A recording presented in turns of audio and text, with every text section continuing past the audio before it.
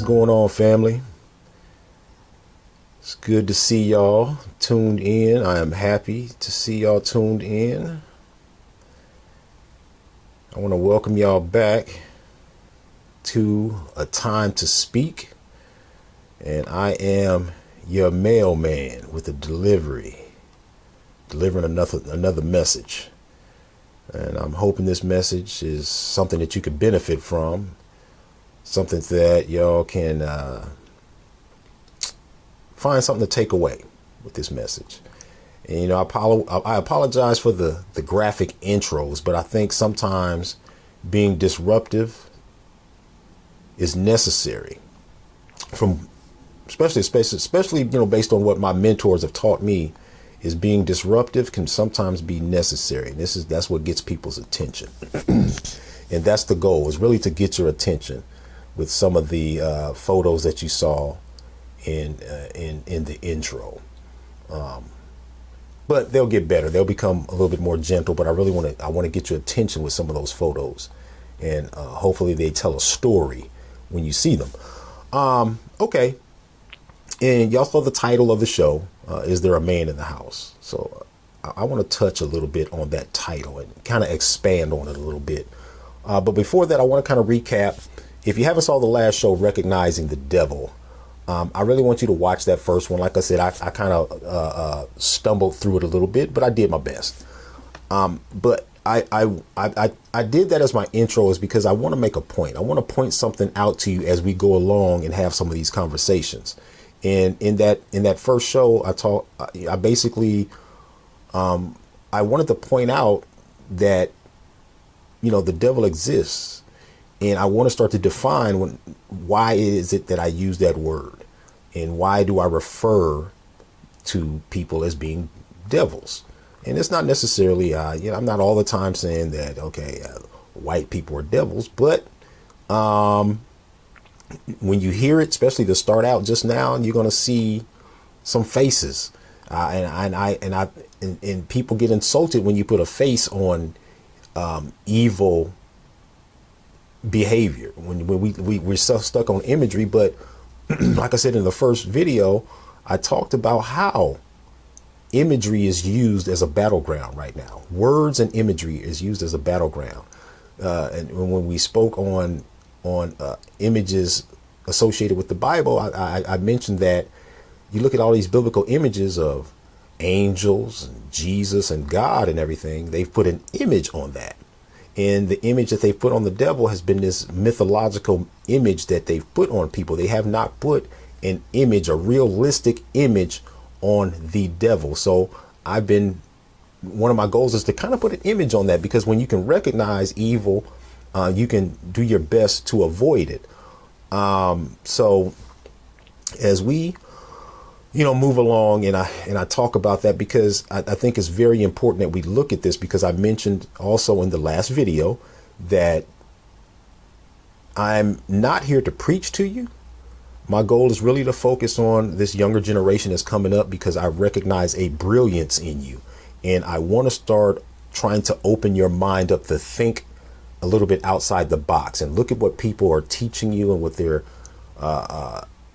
exposing you to, and get comfortable with asking questions and challenging what you hear. One of the things we don't do enough of is ask questions when someone is telling us something or giving us information. So when I talk about this, especially in the biblical terms, I thought it was a good way to start, because, as a radio personality for Praise 95.3 FM radio in Kansas City, I had a lot of these conversations that had to do with Christian or religious topics. And a lot of it has confused me. Like I said, I didn't grow up in the church, but, I end up spending a lot of time mentoring and doing and being part of leadership programs in the church. And it's interesting that when you go through biblical teaching, they talk about the Bible as if people that look like you and look like me did not exist. You see all these faces and all these images as if you didn't exist, even though the Bible itself takes place in northeastern Africa. You hear images of Ethiopians and African people in the Bible. But at the same time, it takes place in the desert where the sun is beating down on you, but nobody has skin that looks like me. And this is what we taught. And when I say we're taught this, these are the images that are fed to us over and over and over again. And this is not done on accident, family. This is not done on accident. So we have to start paying attention to this type of programming, because that's what it is. It's programming. I mean, it's insane, and sometimes it pisses me off. When I have these conversations, even like I said, the Bible takes place in Africa, and and where you have Hebrews and Arabians and Africans there, and when they got names like Matthew, Mark, Luke, and John, and Jeremiah. Yeah, that sounds Arabic. That sounds Hebrew to me. It sounds African. Those names sound African to me. Yeah, right. But and I understand you try to change the names and the words to fit the images that you want, or so that you can, quote unquote, people can understand it. But can't you teach me how to pronounce the Hebrew name or the African name for the characters in the Bible? The Arabic names for the characters in the Bible. Can you teach me how to pronounce these names? But they don't do that, because what that does, that brings an image. If you used an African name to describe somebody, that puts an image in your head, right? And let me say this real quick too. Like, for example, if you heard the name Manuel Ortega, or let's say Manuel Martinez, it puts an image in your head. You think of somebody that's Latino when you hear that name. Or if you hear Varishnikov,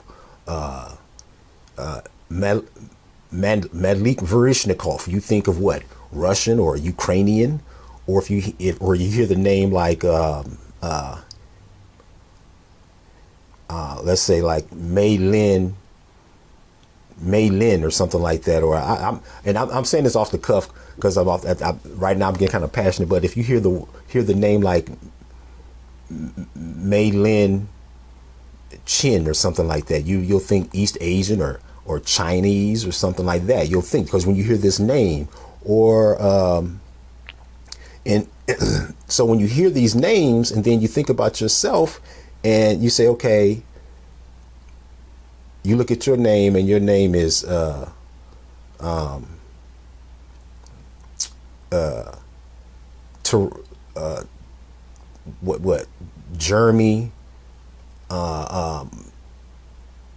Jeremy Johnson or something like that. I'm just throwing names out there. Your last name is Johnson. Your first name is Jeremy, or your last name is like my brother Leo Muhammad mentioned in one of his videos. Your last name is White.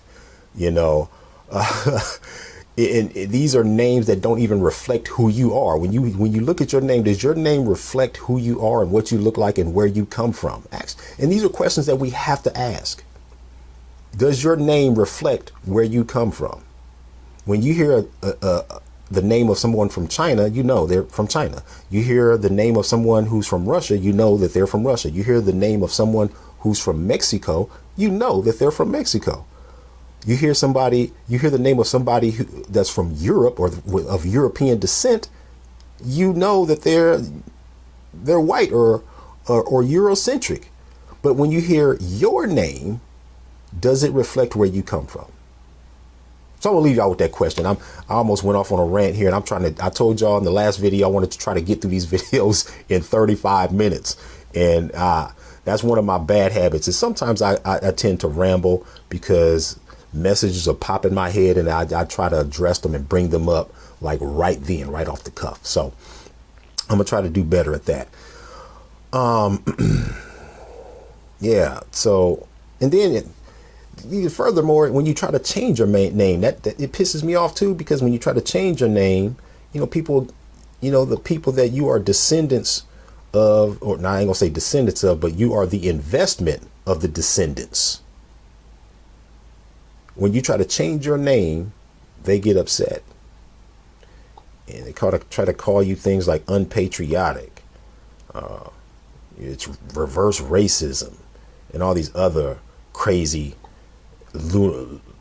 idiotic names. But anyway, let's get back on topic. The title, is there a man in the house? Okay. I hope y'all got your note paper ready. Like I said, I want you guys to start having note paper ready so you can write some of this stuff down and you can research it, go back and reread it again so that hopefully you can either take something away from it and use it. Maybe you might learn something, or you can come back and challenge what you heard or pass it on to someone else. Again, if you like these videos, go ahead and hit the like button and share it with someone, or subscribe to the channel. Okay. Is there a man in the house? For many of us, that question is, sometimes the answer is no. No, there's not a man in my house. You can look at a lot of family photos now and you don't even see a man in the photo. They're usually outside of the family photo nowadays, which is sad. But with that said, some people might be out there saying, yeah, I got a man in my house. Let me say this. A man in the house doesn't necessarily mean the man of the house. See what I'm saying? I'm going to say that again. A man in the house does not necessarily mean the man of the house. And let me explain myself. I've played both roles before, and I understand the rules to the difference between the two roles. See, the man of the house does not necessarily, he does not. I ain't going to say necessarily. The man in the house does not have the same privileges that the man of the house has. Okay, I'm going to explain. See, the man in the house has a lane that he has to stay in. For example, he may not have any say over finances. He's definitely not going to have any say or participation in disciplinary action if there's children involved. He has a lane that he has to stay in, and we have to start understanding that if you're just the man in the house, now the man of the house, he has a different role. He's probably a husband. If he's not a husband, he's the father of the children that's there, and he's taking on more of a role. He's paying, the bills. He's doing the maintenance. He has some say over the finances and how money is being distributed, because he's contributing a little bit more. He's most likely on the lease. There's possibly a joint account somewhere. Some people in the household are probably beneficiaries on accounts. So the roles are different, and we have to start understanding this. When we talk about a man being in the house. So with that said, I want you to write down the man in the house rule. Okay, write that down. Man in the house rule. Because I'm going to explain this to you and get to the point that I'm trying to make. With this rule, you have situations, brothers. Let me explain this to you, to the young folks who are curious about sometimes why your father isn't in the home or why he's not in. See, there's a lot of different factors that may take place. And this is one of the factors that I'm highlighting this one for a reason, because I think it played a very big role before my time. Like, I was born in 72. So this probably really started to affect us around that time. So when we look at this rule, the man in the house rule, write it down. There are moments in your parents' life where they go through hard times, and you're going to experience this as you get older. They go through hard times and they need help, and they might need some assistance. And sometimes that assistance may come through the federal government. But what you're going to start to learn is there's a game being played, and the rules are constantly being changed so you cannot succeed or win at the game. And this is one of those cards that were dealt. This man in the house rule basically states, let me pull it up, a portion of it here. Okay, let me go ahead and read it off to you. Under this type of state welfare regulation, popularly known as the substitute father rule, children otherwise eligible for benefits under the Aid to Families with Dependent Children programs are denied assistance if their natural parent maintains a continuing sexual relationship with someone of the opposite sex.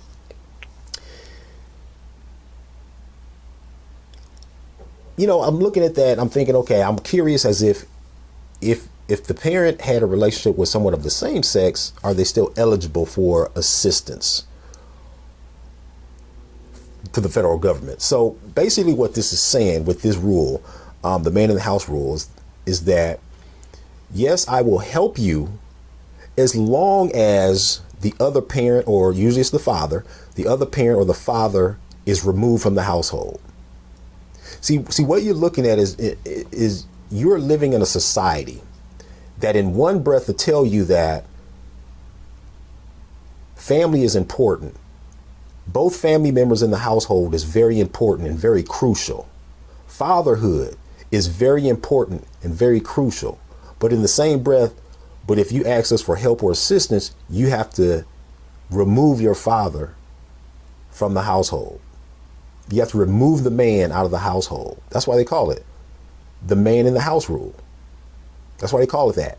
So you have to remove the man from the household. Then we'll help you. Not only will they help you, but they will encourage your mother to seek child support from your father, who already was having problems when he was in the household. He was struggling within the household.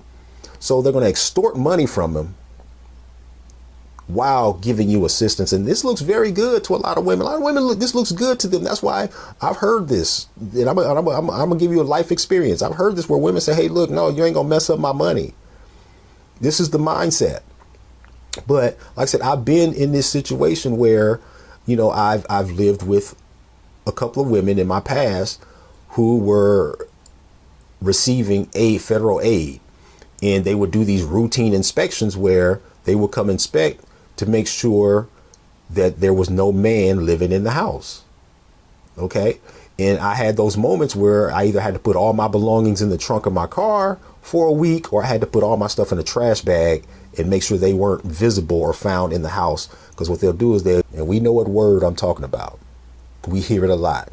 Oh, men ain't crap. Oh, your father ain't crap. Oh, your father is no good. See, because sometimes what you have to understand, people, look, this is for my young men and women. If a man is the one who initiates a divorce or he leaves, he's not leaving you. He's not divorcing you.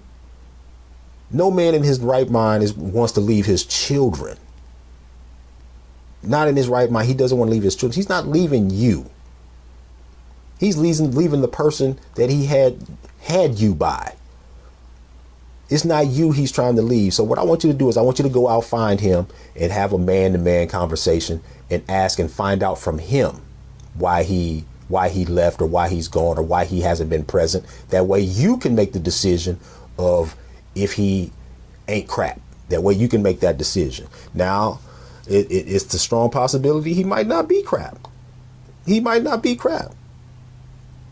But what I do want you to know is that you have people like me that do care about you, that you can always, we want you to come reach out to us and ask us questions. If those questions is about growing up as a kid, what type of fun stuff can I do as a kid during this time? If it's about dating girls, if it's about getting married, if it's about being a dad, or if it's about being a mom even. We want you to have these questions that you're not having with your father. I'm surrounded by other men who would love to have these conversations with. And I'm not saying physically surrounded, but I do a lot of networking and building relationships with people via social media and the World Wide Web. And we have to start doing this thing, y'all, where we build relationships around the world. You have access to build relationships around the world. We have to start building allies, because the world we're living in right now don't want us to have any allies. If you study around the world, the way they look at us, that's the way our media wants the world to betray us. So you have to start building allies. Black men in particular, you have to start building allies around the world, not only around here in this community, but around the world. It's going to be probably easier to build them around the world because a lot of the people here have been indoctrinated, and it's going to be it's tough. So let's move right along, because I'm trying to stay inside 35 minutes, and I did not set my timer. So family, look, I'm going to move right along. So, and the reason why I'm saying this is, and I'm very passionate about it, is because right now we're living in a climate where you're being targeted. My young black brothers, my young black Afrocentric, Afro-Can brothers, you're being targeted. And I'm very disturbed by it, and you should be disturbed by it. Let me put it to you like this. Let me say this, and I'm gonna try to wrap this up real quick. My background is in health, in natural health care, right? In health and wellness. And what I've learned is this, and this is what I've taught in health and wellness. For the healthcare field to be successful, for the field of medicine to be successful, for the medical field to be successful, you got to have sickness and disease, right? Sickness outside of injuries and things like that, but you got to have sickness and disease. This is what makes it a $1 trillion business, and it's regulated by the people in power. So as long as you can create sickness and disease, if you can create it via the food system, the environment, the water you drink, as long as you can do that, people having allergies, bowel issues, diabetes, blood issues, as long as you can create that, you will have a forever long business. You are forever long be in business. But I'm going to take it a step forward. Let's move along to this industrial prison system. I want you to start researching and studying. If you don't do anything, this is what I want you to do. I want you to take 2 hours out of your day to study and educate yourself. 2 hours out of your day to study and educate yourself on things that are going on right now today that's going to affect you in the immediate. They're affecting you in the immediate. I want you to study the prison industrial system and what they're planning on doing. See, because when they're building these prisons, you got to think critically here. We got to start thinking critically. When you're building prisons, the things for that system to be successful, you got to have prisoners. You got to have people that you're arresting and putting in jail. And for that to happen, you have to create crime. You have to create an environment for crime to take place. And to do that is you have to put people in a position to where they're not able to sustain themselves. And when you put people in a position where they can't sustain themselves, now they kind of start thinking of other ways to survive or to live. So now they're in survival mode. So now you have created an environment for criminal activity, whether it be theft, whether it be loitering, whether it be anger and frustration, taking out on other people, where you're involved in assaults, where you're frustrated, you're trying to maintain a family that you can't support. So you and your spouse or your girlfriend are arguing back and forth. People don't want to hire you. So you're frustrated. You can't feed your family. This is frustrating, and it creates anger and frustration. So you have to create an environment where people are trying to survive. You're trying to deal drugs and make a little side money. You're running a business that you don't even have a license. You're not even licensed, so you're doing it illegally. So you got a lot of things that's going on. So you got this salad of reasons of why you're doing things and trying to survive. So I want you to look up the criminal prison system and what they're doing right now, because you may be targeted. You are being targeted as being the clients that they're going to be putting in there. And when we look at what's going on right now with our law enforcement, the unprofessionalism, I mean, the terroristic and demonic ways that they are conducting themselves today, we have to do something right now and right away. I mean, we have to get on it, like on this seriously. We have to start generating conversations on how we're going to deal with this evil, demonic, unprofessional, terroristic nation of people. Okay, we have to get on that. And you, as young people, you should be pushing for law enforcement officers that don't look like you not to be patrolling in your community, because they've already admitted that they're afraid of you, that you're superhuman, and you can look at their conduct. They're expressing their hate for you. They hate it when you don't submit to them, when you don't worship them. This nation of people, this group of people are upset. And like I said in the first video, when I said we talked about the devil taking Jesus to the highest mountain, he wanted Jesus to bow down and worship him. The devil wants to be worshiped. You, this new generation of young folks, you refuse to bow down and worship evil people. And this is frustrating. This is frustrating to them. And you see how they're responding to it. They are angry. They are angry.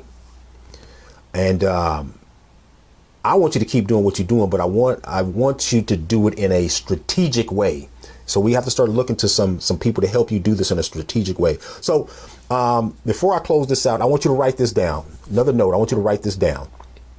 The Casual Killing Act of 1669. The Casual Killing Act of 1669. And I'm going to try to bring this home with this last note that I just said, with what you see going on with law enforcement. So we have the Casual Killing Act of 1669. And I unfortunately don't have no notes. I just got that written down. Maybe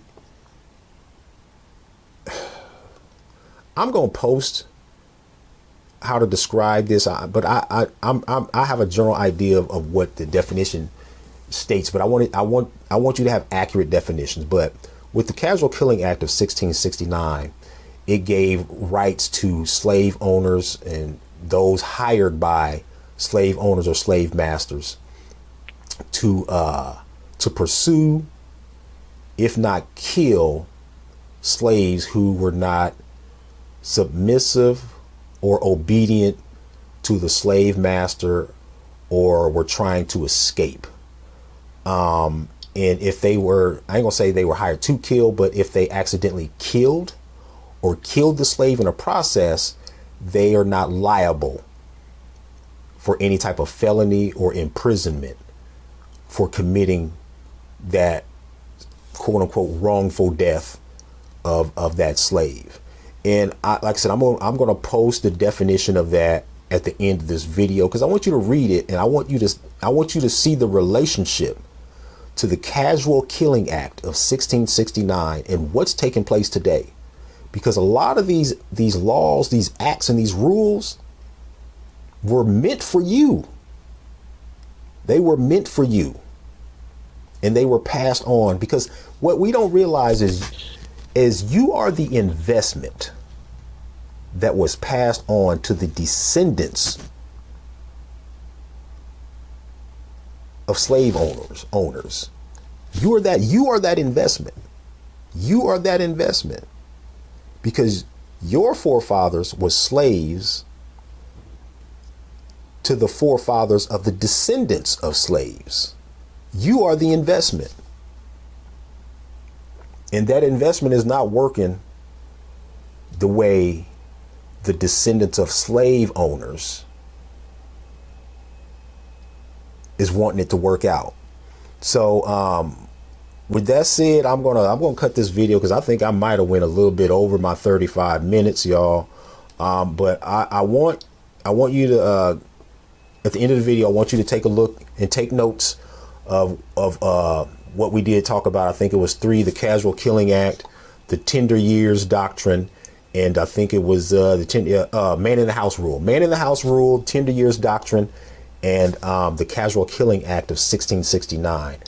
And like I said, if you have any questions or comments, just definitely drop your questions and comments in the feed so I can look at them and I can know the next video kind of what to kind of recap on or to touch on. But I hope you was able to take away something from this particular video. I want you to stay informed with my videos. Go ahead and hit the subscribe button, share this video out, because I really want you to get the information that I want to give you, because I have more coming and I'm trying to maintain myself. It's like, you know, when you're excited and you want to get some information out to people and you want them to understand what you're saying and what you're trying to do, you get overzealous and overexcited and you start to ramble, as I do sometimes. So definitely subscribe to the channel, hit the like button, and share this video with somebody you think it may be helpful to, or somebody you think that can give you some challenging questions or that can come on and challenge me. Because like I said, I'm looking forward to going live and having some other guests on here to drive some of this information home for you. Again, you guys, hey, welcome. And I want to welcome you to tuning in to A Time to Speak. I want to thank you for tuning in to A Time to Speak. Again, I am your mailman with this message and more messages to deliver. I love you guys, and I look forward to talking with you guys again soon.